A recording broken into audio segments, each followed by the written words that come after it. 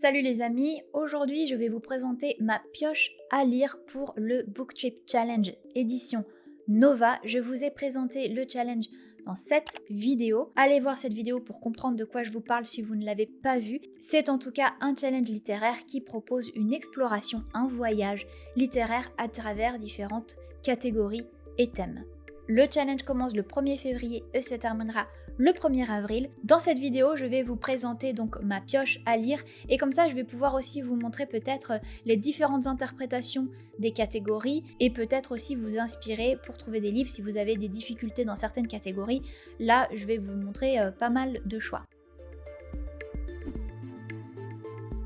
Dans cette pioche à lire du challenge, j'ai voulu vraiment pousser le challenge du voyage jusqu'au bout. Donc j'ai quand même essayé de chercher, même dans les catégories qui ne le demandaient pas, des livres qui viennent de différentes littératures. Il y a vraiment de quoi faire en termes de voyage, je pense. Allez, je vous emmène ouvrir cette valise avec moi.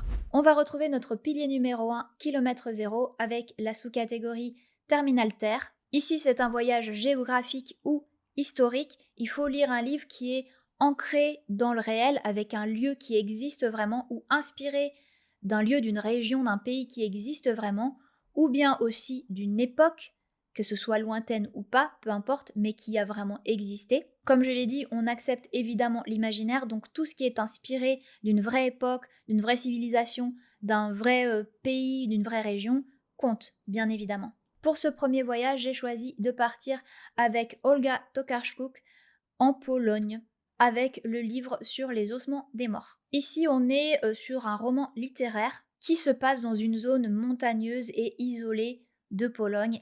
Et ça va être vraiment intéressant parce que là, c'est... Alors la Pologne, je ne connais pas, je ne suis jamais allée en Pologne. C'est pour ça que j'avais envie de trouver un livre qui se déroule dans un lieu que je ne connais pas. On va suivre ici une vieille femme excentrique qui enquête sur des morts étranges, des morts mystérieuses, et elle est convaincue que ce sont les animaux qui se vengent des humains. Si je joue à 100% au challenge avec les tampons à collectionner, et bien grâce à ce livre, je vais pouvoir collectionner le tampon guide local puisque l'autrice est polonaise et je peux même valider le tampon Lost in Translation parce que c'est un roman qui est traduit du polonais par Margot Carlier.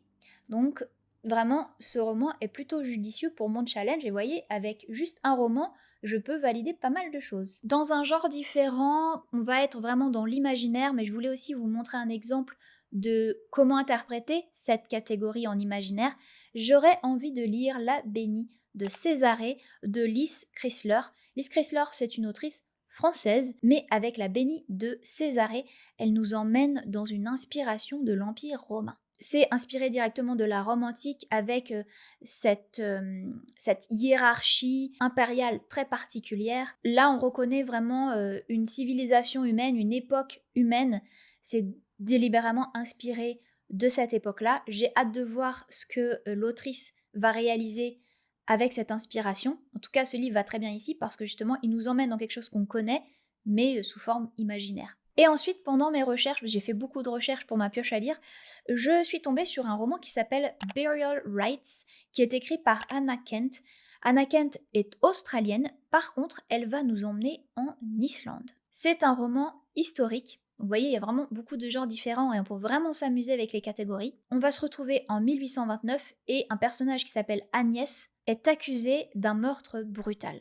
Et elle est condamnée à mort. En attendant son exécution, elle va être envoyée dans une ferme isolée au cœur d'un paysage de glace et on va vraiment retrouver l'Islande rude dans ce récit. J'ai trouvé ce roman totalement par hasard, je ne l'ai jamais vu en recommandation, je l'avais jamais vu avant mes recherches, donc il pourrait totalement valider mon tampon zone blanche.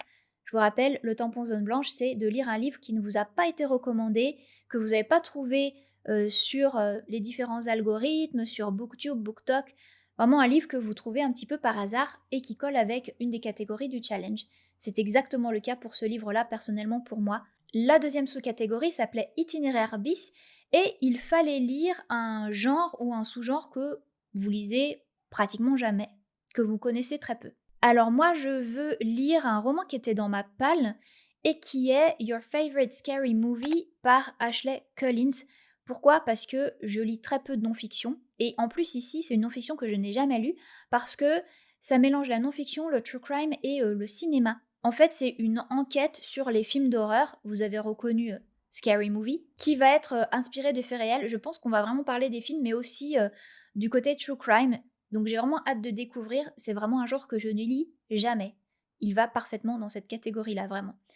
Mais sinon, j'ai aussi un autre roman à vous présenter, qui pourrait aussi vous plaire d'ailleurs, qui est Dungeon Crawler Carl de Matt Diniman, parce que ce genre-là, c'est de la littérature RPG, la lit RPG. Lit RPG, ça veut dire Literary Role Playing Game. C'est en fait un genre qui reprend tout à fait les codes du jeu vidéo et du jeu de rôle, tout ça à l'intérieur d'une histoire. Et alors le pitch de ce livre est très très drôle, parce que c'est un petit peu déjanté. On va se retrouver sur une terre qui du jour au lendemain est colonisée par les aliens, elle est même détruite par les aliens. Et eux, ils ont construit une sorte de donjon. En fait, ils ont construit un jeu vidéo, Dungeon Crawler World, et les humains qui ont survécu à cette attaque, eh bien, peuvent aller dans ce donjon et deviennent des joueurs d'un jeu vidéo intergalactique. Il y a même une télé-réalité qui, tous les soirs, il y a une émission qui montre comment tous les joueurs se débrouillent, s'ils ont tué des monstres ou pas, s'ils ont augmenté leur XP. En nous, on va suivre un joueur qui s'appelle Karl, qui a survécu à cette attaque d'aliens puisqu'il était dehors en pleine nuit à chercher son chat, et du coup il se retrouve dans le donjon avec son chat qui s'appelle Princesse Donut, qui a une sacrée personnalité, et tous les deux, ils vont essayer de se tirer d'affaire. La catégorie suivante, c'était zone de turbulence. C'est pas une catégorie facile parce qu'il faut lire un livre qui nous bouscule. Alors là, vous pouvez vraiment l'interpréter comme vous le voulez. Je ne force personne à lire des romans noirs ou des thrillers ou des livres d'horreur. Bien évidemment, un livre qui bouscule, ça peut totalement être, si vous aimez la romance, une romance qui va vraiment vous bousculer parce que vous allez trouver des personnages incroyables, ça va vous faire battre le cœur, ça va vous faire pleurer d'une certaine manière, peut-être de joie. Vous voyez, vous pouvez vraiment l'interpréter comme vous voulez, mais il faut qu'il y ait du sentiment. Voilà ce que je veux dire par un roman qui bouscule. Donc évidemment, ça peut être aussi un livre qui a un sujet un petit peu difficile.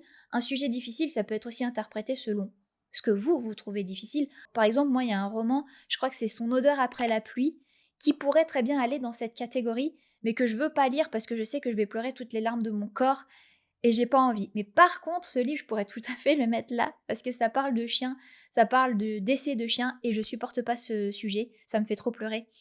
Je l'ai offert à ma mère, je crois qu'elle l'a pas encore lu pour la même raison.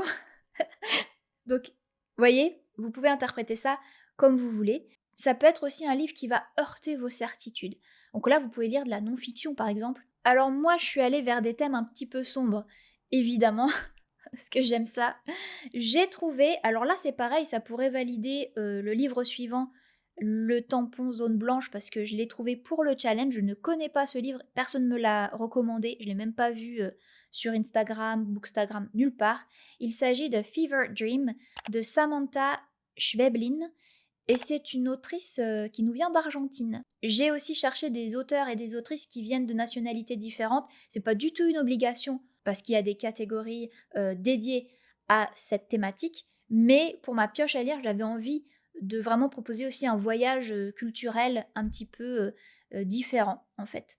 Donc j'ai choisi ce roman, j'ai jamais entendu parler, mais ce qui m'attire c'est que c'est un roman d'horreur, thriller psychologique et aussi de réalisme magique. C'est une nouvelle, donc ça se lit assez rapidement, et on va se retrouver avec un personnage qui s'appelle Amanda, qui est en train de mourir dans une petite clinique de campagne en Argentine. À ses côtés, il y a un petit garçon qui s'appelle David, qu'elle ne connaît pas, c'est pas du tout sa mère, ils sont pas liés. Et ensemble, ils vont reconstituer pourquoi ils sont là dans cet hôpital et qu'est-ce qui s'est passé. Et il se pourrait qu'ils comprennent quelque chose qui s'est passé de terrible dans cette région rurale. C'est un roman qui n'a pas de violence graphique, par contre qui a l'air d'être assez intense. Et ma foi, c'est de l'horreur, donc je pense que ça correspond bien à cette catégorie. Bon, après, j'ai choisi un livre, je pense, qui va être vraiment dur à lire, pour le coup, qui va me bousculer, puisque j'ai choisi un roman de Han Kang, qui est Celui qui revient. Et là, c'est un roman littéraire / historique, et ça reprend les véritables événements du massacre de Gwangju en Corée du Sud. Et ça va être vu à travers les victimes et les survivants. Donc là, on est clairement sur du trauma, sur de la violence politique.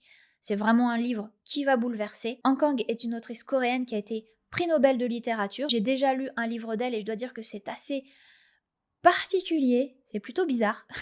Donc effectivement, voilà, c'est quelque chose qui m'intéresse et qui va très bien dans cette catégorie. Et là, bah écoutez, je vais lire encore un autre livre, ou pas, parce que c'est une pioche à lire, mais c'est un roman noir.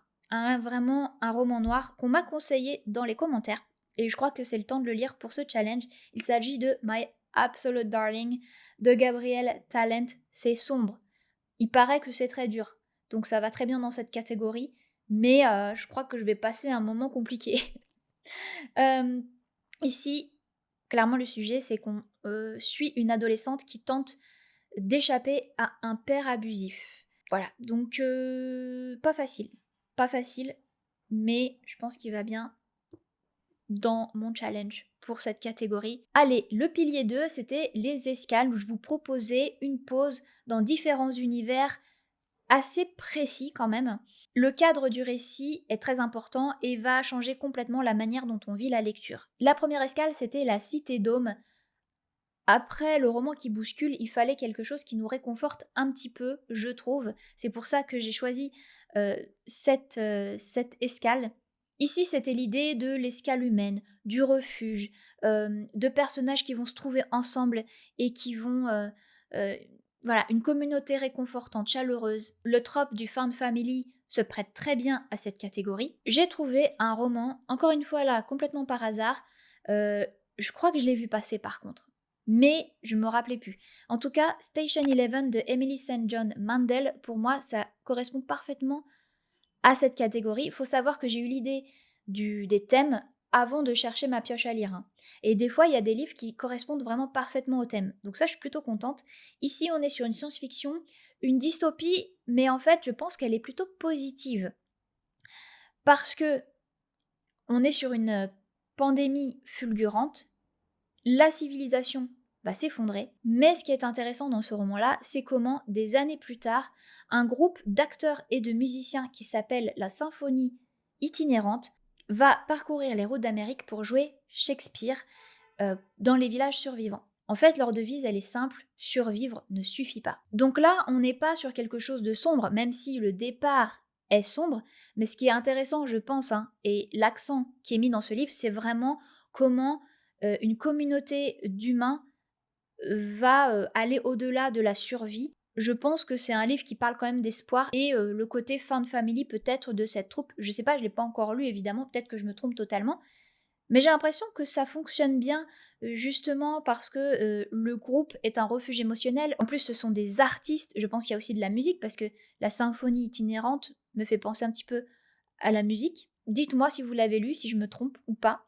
Mais ça me paraît correspondre plutôt bien à cette catégorie. Ça aurait pu aussi correspondre à d'autres catégories d'ailleurs, hein, parce que vous allez voir que, évidemment, un livre a plusieurs sujets et peut correspondre à plusieurs catégories, bien entendu. Et enfin, j'avais dans ma palle Hemlock and Silver de T. Kingfisher. Généralement, les romans de T. Kingfisher ont cette trope de la found family, du groupe, de la communauté, qui se met ensemble. Généralement, c'est pour combattre le mal. C'est une cozy fantasy sombre, réécriture de Blanche-Neige. On va retrouver un petit peu les thèmes favoris de T. Kingfisher, le refuge humain, la communauté, la found family. Alors ici, j'ai vu que on va être encore sur un groupe, parce que moi ce que j'adore c'est les groupes d'humains et d'animaux que propose toujours T. Kingfisher. Et ici, il va y avoir une femme qui va aller derrière le miroir magique pour essayer de trouver la solution à la problématique du roman. Et donc cette femme, Anya, elle va être accompagnée ici d'un garde taciturne et d'un chat narcissique. C'est, voilà, j'ai trop hâte parce que je sais que je vais trouver quelque chose de très réconfortant dans cette histoire. On avait également la sous-catégorie l'exoplanète. Ici, on devait lire un livre qui a un world building vraiment bien développé et quand même complètement différent de notre vie sur Terre et de nos habitudes terrestres et de notre culture terrestre aussi, hein.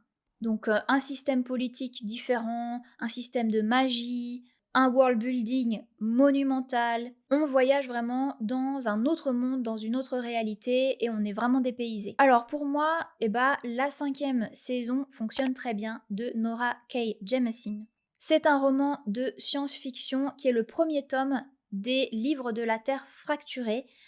C'est une trilogie de science-fiction post-apocalyptique. Ici, on est clairement sur une planète bien différente de la nôtre. heureusement, parce que c'est une planète où s'enchaînent les séismes, les hivers apocalyptiques, les tsunamis.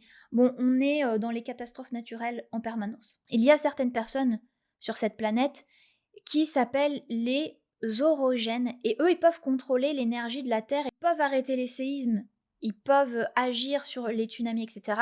Mais en fait, au lieu d'être valorisés, ils sont pourchassés et ils sont même traqués. Et d'après ce que j'ai compris, on va suivre 3 personnages dans ce monde avec chacun leurs difficultés. En tout cas, ce qui était intéressant pour moi dans ce livre par rapport au thème, c'est évidemment une planète qui a ses propres lois.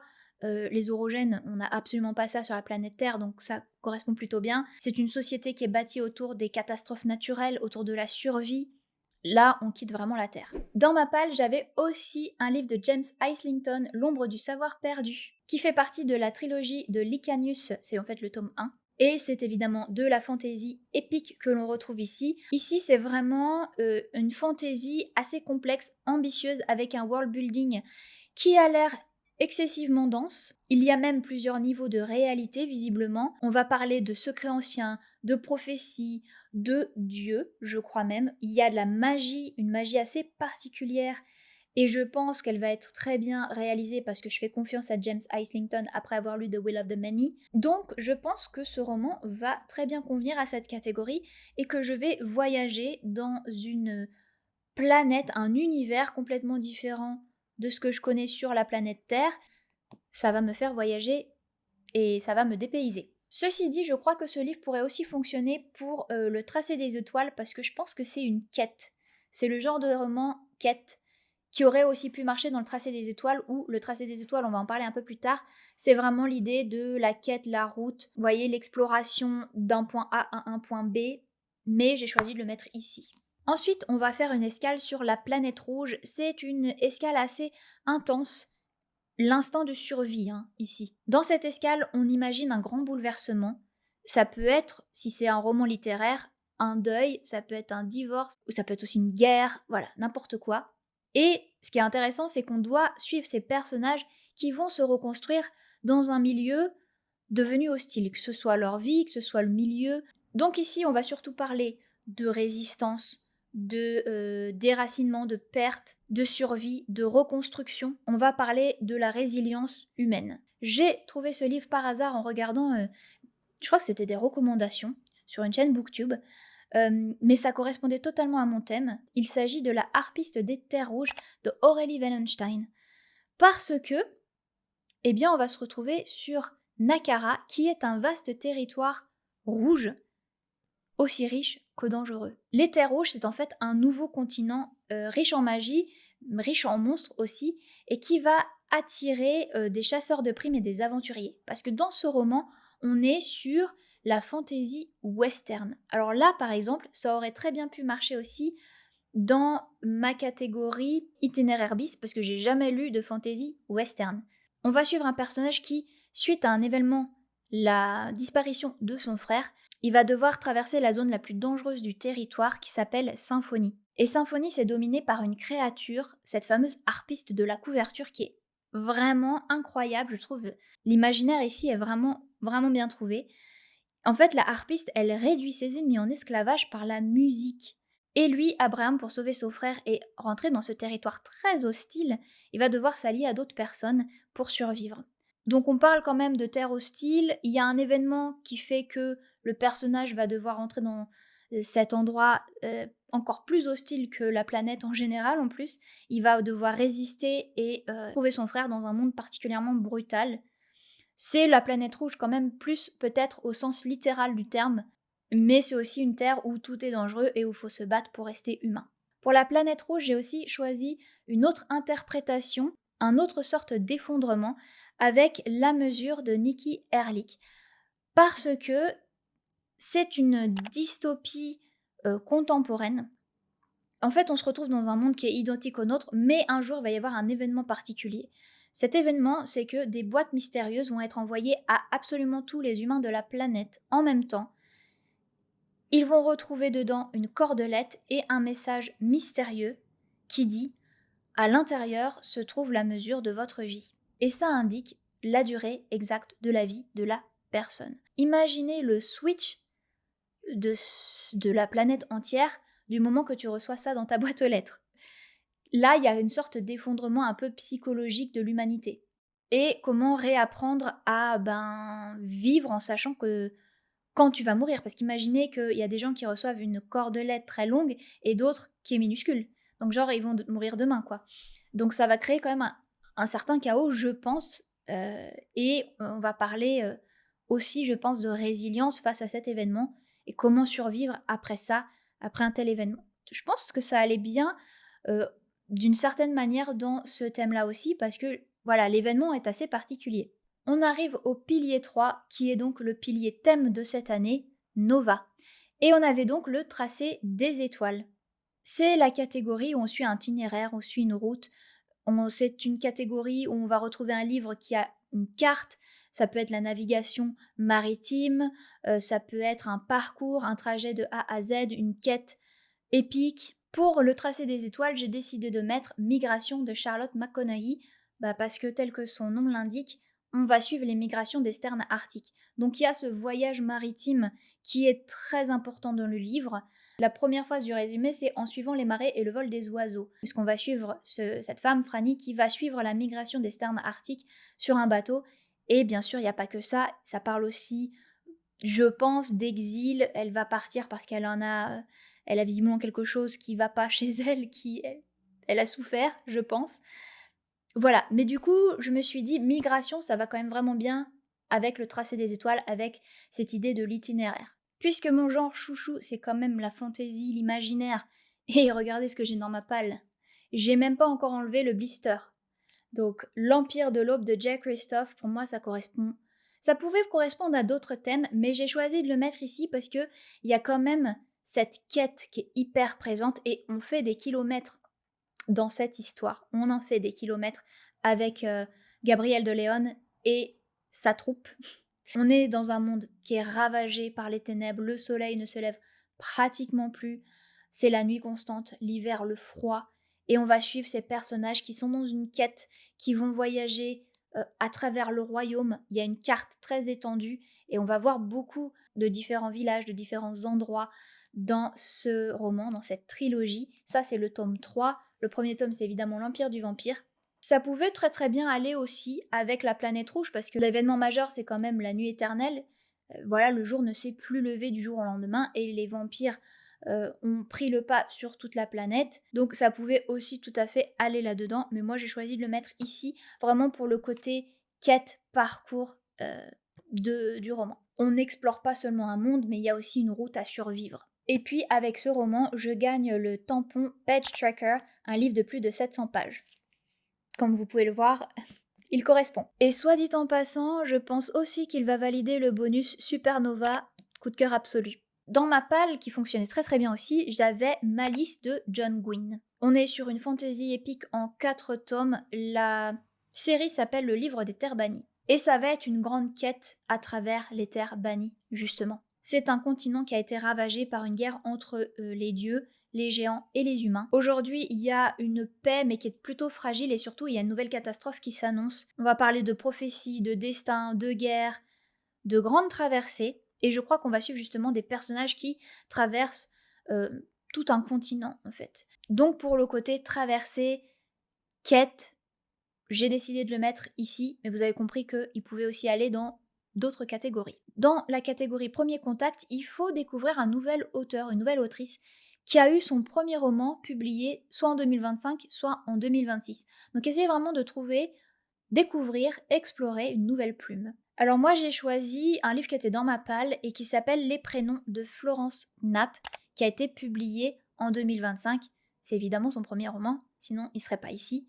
On va se poser la question dans ce roman si le choix du prénom qu'on donne à la naissance a un impact sur ta vie, sur tes choix, sur qui tu es, parce que cette protagoniste dans notre roman, en fait, elle a un moment d'hésitation quand elle va enregistrer le prénom de son enfant, et bizarrement, à partir de ce moment-là, de cette seconde d'hésitation, on va avoir 3 réalités différentes, où l'enfant va porter 3 noms différents, et on va explorer chaque parcours selon le prénom de l'enfant qu'elle aurait pu choisir à ce moment fatidique.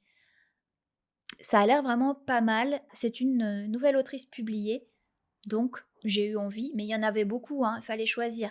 Mais pour cette catégorie-là, j'ai choisi celui-ci. Et enfin, la dernière catégorie, c'était les voies lactées.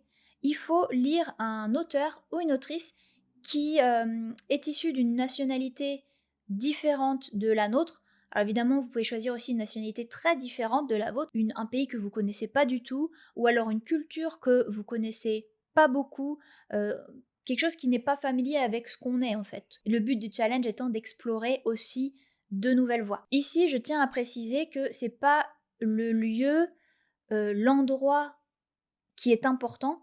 Vous pouvez choisir de la littérature nigériane, autochtone, péruvienne, bien sûr, d'Amérique latine, d'Amérique du Sud. Voilà, quelque chose qui va nous faire voyager, mais par le regard culturel que la plume va nous apporter. Alors pour le coup, j'ai trouvé 3 romans super intéressants et je vais commencer par celui qui vraiment correspond super bien à ce thème de voie lactée et je vais vous expliquer pourquoi. J'ai envie de lire The Decagon House Murders de Yukito Ayatsuji. On est sur du polar japonais, du murder mystery. Ce roman est parfait pour cette catégorie, vraiment, parce que justement, on va suivre un groupe d'étudiants passionnés par les romans policiers. Ils vont se rendre sur une île isolée pour y passer quelques jours, dans une maison un peu étrange. Une maison qui a 10 côtés, The Decagon House Murders, qui a été construite par un architecte un peu excentrique récemment décédé. Les choses vont commencer à mal tourner, et les uns après les autres, ils vont être assassinés. Je sais pas si ça vous rappelle un certain roman d'Agatha Christie. Et vous auriez raison. Comme vous voyez, le murder mystery, le thriller, il est assez connu, l'histoire est connue, ça se passe sur une île isolée, c'est pas le lieu qui est important dans ce roman, c'est vraiment le regard culturel sur le thriller occidental qu'on a l'habitude. Pourquoi je dis ça? Parce que ce polar japonais est en fait un onkaku. Onkaku en japonais, ça veut dire orthodoxe ou authentique. C'est un genre qui est né au Japon après la Seconde Guerre mondiale et qui est totalement inspiré d'Agatha Christie et des puzzles criminels occidentaux. Le regard culturel du Japon sur ces œuvres-là en a fait un genre, un tout autre genre, qui s'appelle maintenant le onkaku. Ce genre-là, il est beaucoup plus froid, il est plus abstrait, il est beaucoup plus mathématique aussi. D'une inspiration occidentale, il est devenu quelque chose de radicalement différent, et tout ça, c'est grâce au regard culturel. Et ça, je l'avais vraiment ressenti parce que, alors, ce livre-là fait partie d'une série mais qui ne se suit pas. Et j'avais lu The Millhouse Murders en 2024. Oui, 2024. Et j'avais vraiment ressenti ce côté très froid émotionnellement, typique de ce polar japonais en fait. C'est le genre qui veut ça aussi. Ce qui est super intéressant et pourquoi j'ai mis ce livre-là particulièrement et pas d'autres dans la série de l'auteur, c'est parce que c'est Yukito Ayasuji qui a relancé le genre en 1987 avec justement ce roman The Decagon House Murders. Il est considéré ce roman-là comme le renouveau du polar onkaku. Il fallait que je le mette dans cette catégorie. C'est vraiment le regard culturel qui influe sur le genre. Mais sinon, j'ai aussi choisi 2 autres romans où le lieu va aussi être en relation avec la nationalité ou la culture de l'auteur. Pendant mes recherches, je suis tombée sur un roman qui fonctionnait très bien, je pense, dans cette catégorie, qui est My Sister the Serial Killer de Oinkan Braithwaite. L'autrice est nigérienne et elle écrit un thriller noir et aussi une satire sociale. On va se retrouver à Lagos, donc au Nigeria, où Kored aide sa sœur Ayula à nettoyer les scènes de crime et s'écrit après que celle-ci a encore accidentellement tué son petit ami. Sauf que Ayula, elle va commencer à fréquenter l'homme que Korid aime. Et alors là, ça va peut-être poser des problèmes. Mais c'est aussi une satire sociale qui se situe au Nigeria, donc je pense qu'on va avoir quand même des éléments de culture nigérienne urbaine. Et comme je ne connais pas du tout, et bah ça tombait vraiment très bien dans ce challenge. Enfin, j'avais effectivement dans ma palle aussi un roman que vous m'avez conseillé, et donc je pense que je vais pouvoir le mettre dans ce challenge, qui est Coucoum de Michel Jean. Parce que Michel Jean, il est issu de la communauté Innu. Il faut que je me renseigne sur comment on dit ça.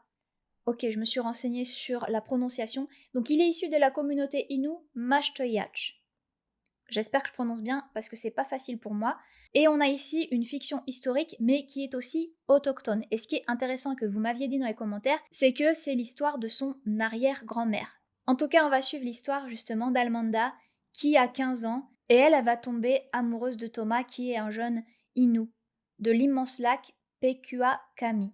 Elle est orpheline québécoise d'origine irlandaise et elle va quitter les siens pour vivre dans cette communauté. Voilà les amis, j'ai terminé de vous présenter toute ma pioche à lire pour ce challenge. J'espère surtout que cette pioche à lire vous permettra peut-être d'avoir de l'inspiration, mais surtout va vous aider à comprendre comment interpréter les catégories et comment ça fonctionne aussi avec les tampons pour votre passeport du voyageur galactique. Vous avez vu que certains livres peuvent appartenir à différentes catégories et surtout certains livres peuvent valider une catégorie et même plusieurs tampons à la fois. Donc il peuvent être judicieux d'ajouter ce type de livre, ce genre de livre à votre pile à lire pour le challenge. J'espère que cette vidéo vous a plu, j'espère que vous aurez envie de participer avec moi au challenge. N'oubliez pas que tous les templates sont en barre d'infos ainsi que la vidéo qui va vous expliquer le challenge. Le challenge débute le 1er février et se terminera le 1er avril et j'espère qu'on va vraiment explorer, découvrir plein de choses et surtout s'amuser et faire de belles lectures, je l'espère. Je vous dis à très bientôt pour une prochaine vidéo et à très vite pour le début du challenge. Salut les amis!